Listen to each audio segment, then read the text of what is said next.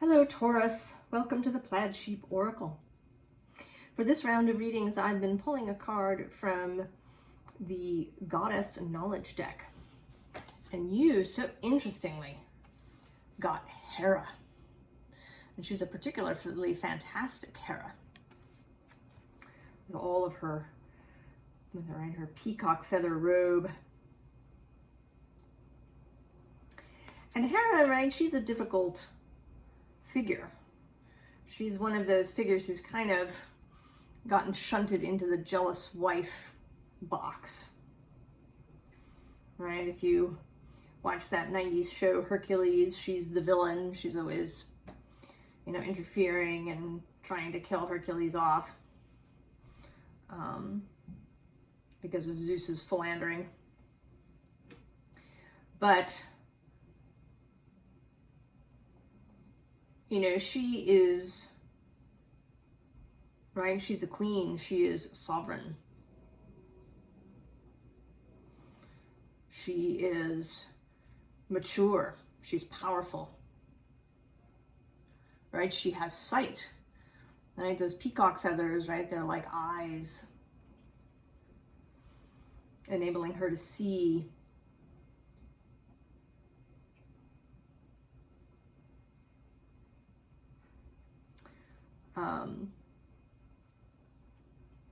Right, and the back of the card says, Hera is a mature, powerful goddess, combining both practicality and nurturing, a strong image of the supremacy of the queen within. And for you, Taurus, right, there's this calling to the Empress in that description. Right, and the Empress is certainly associated with Taurus. But it is true that there is that more difficult side to Hera. And that sometimes commitment, right? She is certainly a goddess of commitment, and she exists as an asteroid, as Juno. She actually has her own asteroid in her own right, but if we think of her as Juno, right, the asteroid of commitment, often, right, where we find it easy to commit, and also where we may overcommit.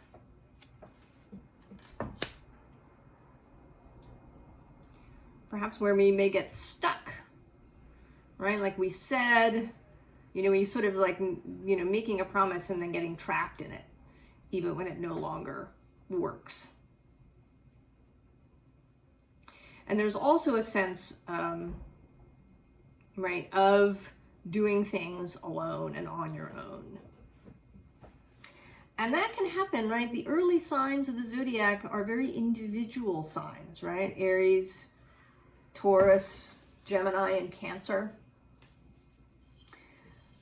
And even Gemini, which has this dichotomous energy, can sometimes, cause us to not ask for help, right? To think that we have to do it alone.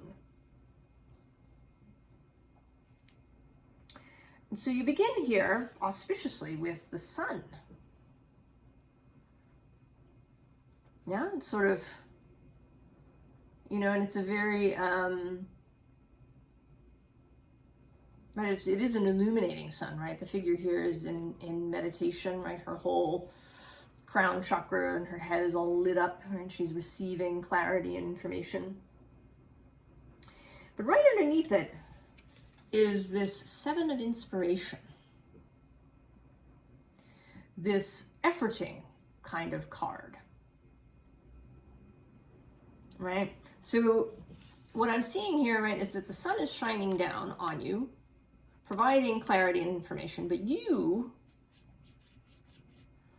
are in this efforting pose, right? The sun is over here, right? You don't have to keep this curtain open. You can step into where the sun is, but you're kind of holding it open, I think unnecessarily. And so, right, we get the Devil card,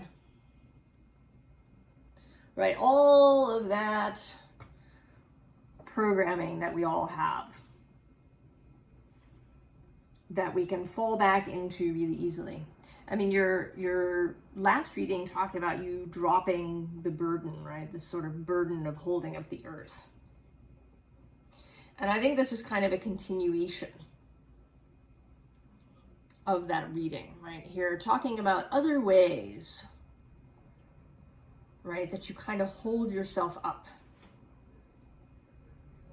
And in this case, maybe through things you've committed to that are no longer serving you. And this doesn't even have to be official commitments, right? It's not like, you know, it's necessarily committing to a job, right, through a contract, or, you know, committing to a relationship. But, you know, these kind of internal commitments that we make, right? That we need to be the good one, or the smart one, or the practical one. Right? These kind of ideas about ourselves that become commitments that we sort of carry through even when they really are no longer in our best interest. And I feel like this Two of Emotions is sort of saying that too, right? This is normally a card about love, but I feel here, right, that they're intertwined, and it's like they're hooked together. And they can't separate from each other. Even though perhaps it's time for them to go their separate ways. And I actually am not getting the feeling that this is about relationship particularly. I think this is more about how you just kind of move through your life. Right? That there may be various ways that you feel like you're committed to behaving. And that you need to, right, that you need to do things yourself. Right, you have to figure it out yourself. And what's coming through here is that that is not the case. I mean, for me, the Six of Voices, this is my follow the inspiration from Source card, right? Source, and there's you, and you are, right, you are being upheld by Source. Your fellowship, your guides, your own wider self are here to help. Plus, Wheel of Fortune. Some things are just out of your hands. Some things are simply, even if you were able to do everything yourself that had to do with you, there are many things that are totally out of your control. Try as you might. Right? Stuff is moving that is not yours to dictate.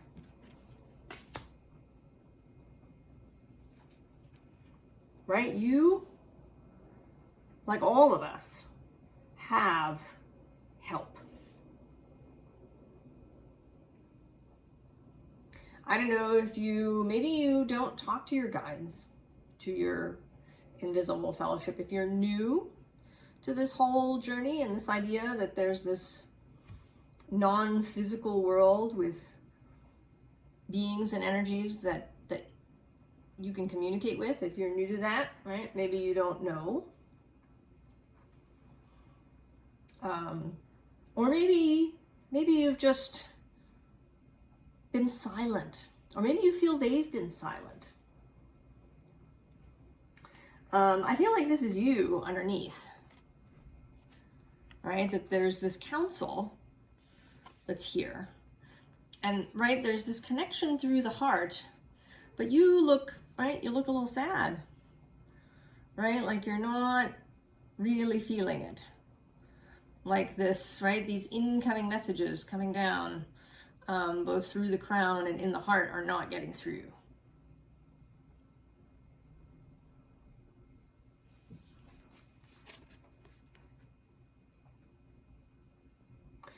So, right, you may, right, this is all, right, this timeline shift thing that we're all doing here on this channel.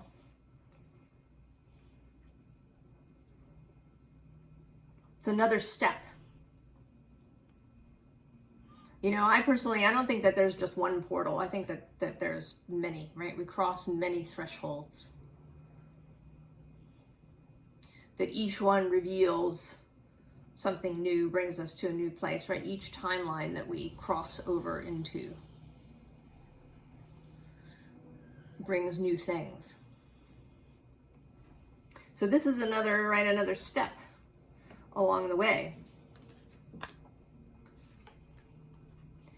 And here, right here's this ghost dance. You may feel unprepared. You may feel either A, that you don't know how to start this conversation, right? And that is no judgment or blame or anything, right? This is stuff most of us don't learn. Or rather we unlearn, right? We know when we're babies. And, you know, toddlers. But then it gets educated out of us. Both by well-meaning parents, right, who want us to be grounded in the real world so that we can, you know, be safe and have a prosperous life. Right? And by the educational system and our peers.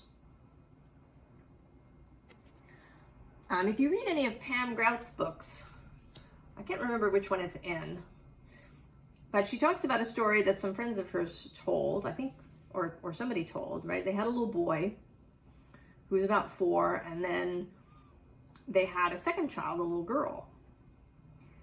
And the boy really wanted to be left alone with the little girl, right? To just be with her by himself. And at first they were reluctant, but then they, you know, they got over their anxiety and they let him do it, and they sort of hovered outside the door where he couldn't see them. And he leaned over into the crib and he said to his sister, "Tell me about God. I'm starting to forget." So, right, we know when we enter, and then it gets programmed out of us, right? But it's still there. But you may not feel it, right? It's, you know, and a good part of it, right, with this staff is just knowing that you can do it. Right? Having the sense of authority, right? That you can take the talking stick, right? This always makes me think of like a talking stick. If you've ever been part of a circle meeting in the spiritual community, right? People use a talking stick so that only one person speaks at a time, right? And you don't devolve into an argument or into people talking over each other. So you, right, you have a talking stick.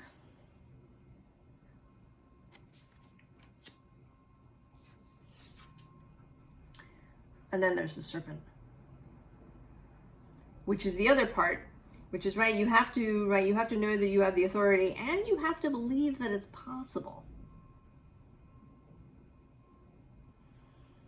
Right? This serpent isn't so much, I mean, it is about transformation, certainly, but, right, it's about the spiritual and the mysterious.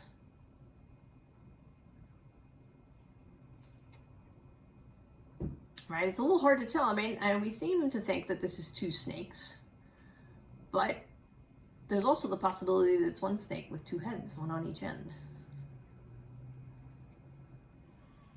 Right? To believe in the mysterious,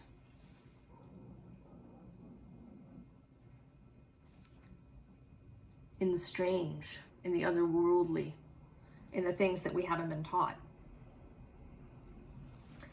And this cosmic snake comes out again in this card, which is sort of a world card, really.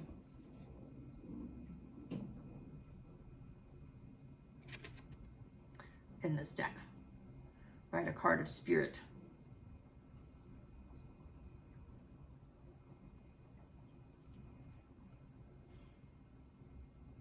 And I think actually that it is associated with the crown chakra in this deck. I'm not absolutely positive, but I think that it is.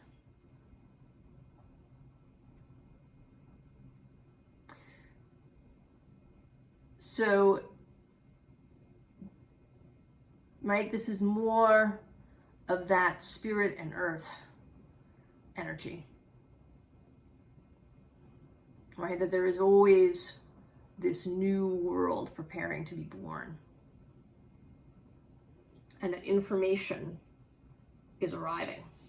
And actually underneath that is the Two of Cups again. Except in this case, I think it's talking about you and spirit. Right? Checking on your commitments. What is it that you're really, right? Are your commitments what you really want? Are there ones that you can leave behind? Right, we get Beaver, who's, I mean, he's a water card in this deck, but he's also a very earthy animal. And he's so cheerful in this deck, right? He really enjoys doing the work of building his dam.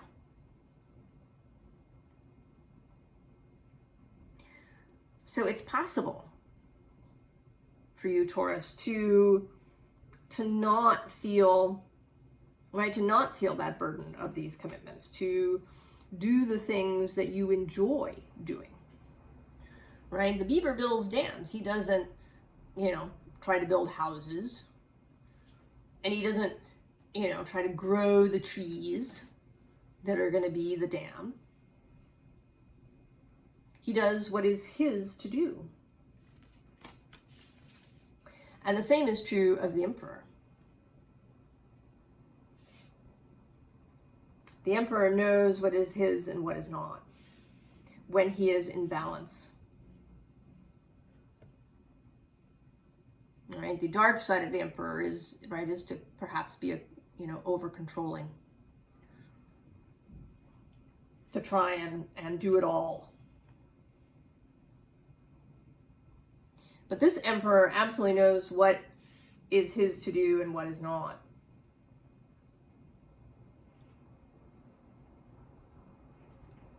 Right, what can be delegated?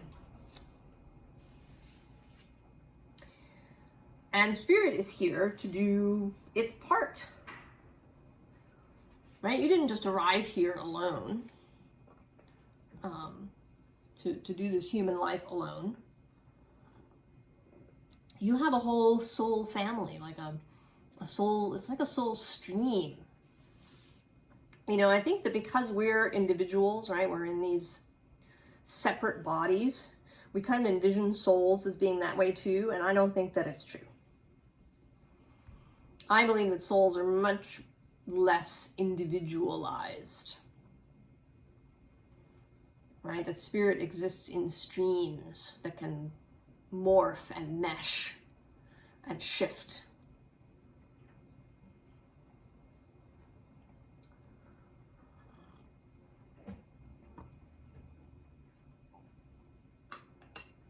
And that the other, right, the other energies in your stream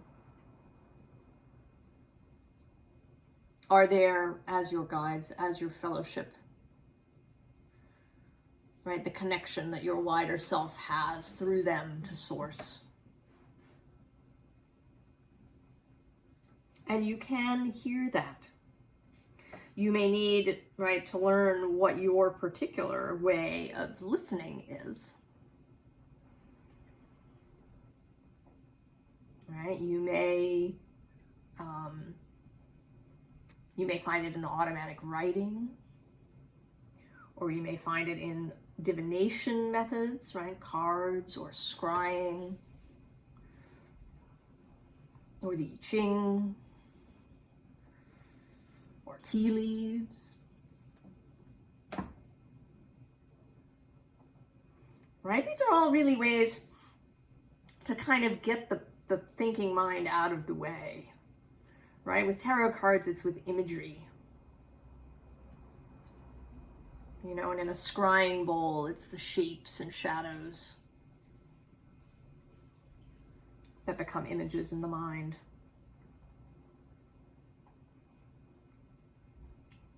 So you may have to, you know, figure out what your particular method of communicating with spirit is. And then practice. Right? The Six of Swords. Right? A lightening. It will create a lightening, right? That things will feel lighter, more airy, right? That there will be this rainbow after the rain.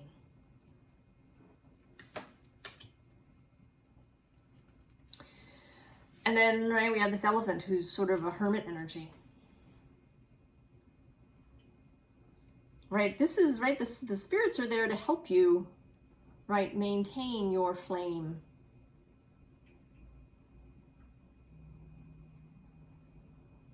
You know, and not just as guides, right, they can give you solace.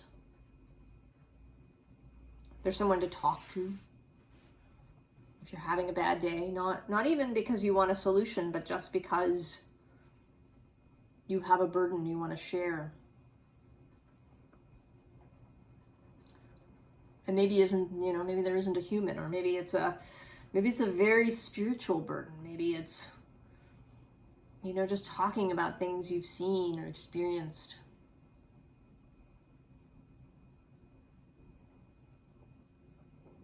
Allowing spirit to hold you when you need it.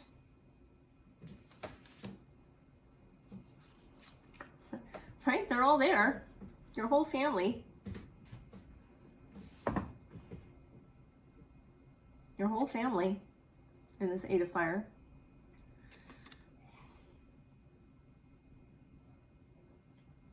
Ready to provide inspiration and anything else, right? And actually underneath that is this Nine of Air, which right today is, you know, about this hive image, right, of people working together. And then even the Three of Fire, right, leading the way. And the card that came out is this Two of Air. I mean, in this card, right, it's very much, right, there's this lung imagery in the tree.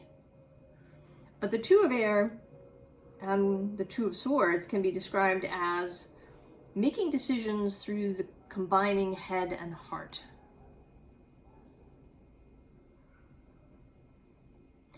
And, right, spirit can absolutely assist with this. They can help you gain clarity.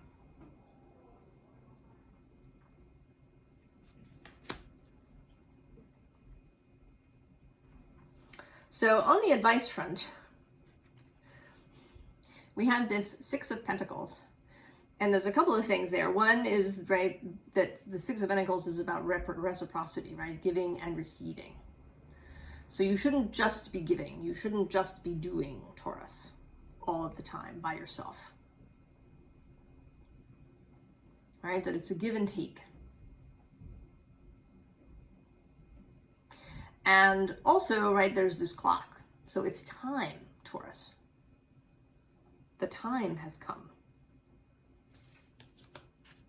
And you actually got two court cards and a person card. You got the Page of Cups and the Knight of Pentacles and then the Emperor again. And I think these are actually sort of representatives, if you will, of your spirit team. Right? You know, the sort of, that there is heart-based messaging, right? The pages are messengers, and they're messengers through emotion and consciousness and imagination. All right, your guides may come to you through dreams, or through night dreams or through daydreams, right? How are daydreams inspired? I mean, sometimes you can trace the inspiration, but not always. All right, so they may be coming to you through there. Then there's this Knight of Pentacles. All right, the earthy realm. You may receive messages through your body, right? How you feel. Or things may come through physically, right? You may find yourself speaking, right, to stones and trees and water and other natural beings, right? Beings of nature out there. Or, right, it may come through, you know, finding things or being given things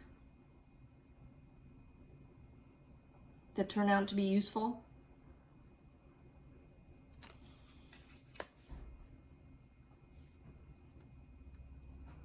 And then there's the Emperor. Right, the kind of sort of guide of guides, or the, right, the oversoul.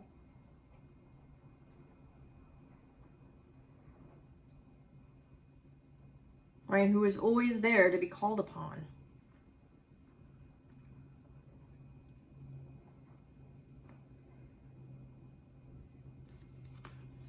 And you're not, right, you're not bothering anybody. You're not being a burden.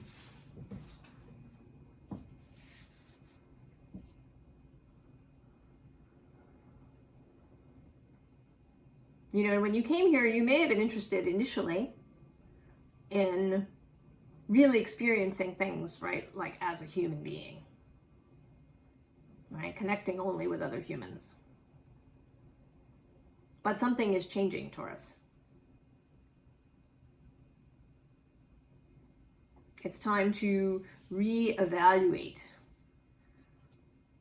the commitments you've made. Whether they be, you know, real contract-like things, or, you know, just in sort of in the mental space. Commitments to being a certain way. Because it's time to go. It's time to move into this new space, to pass through the next portal. And your guides are here, right? Your fellowship is here.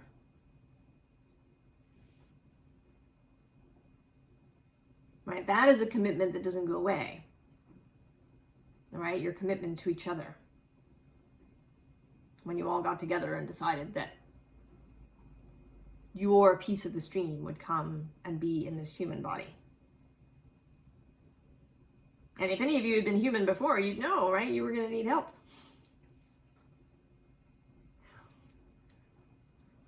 Here in this world space. It's tricksy to be human.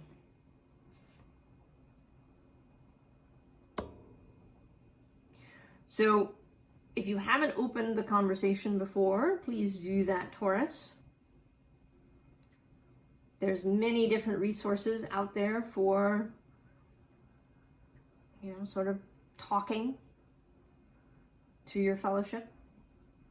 And if you've already been doing it, then, you know, sort of expand that conversation. Bring spirit in more often.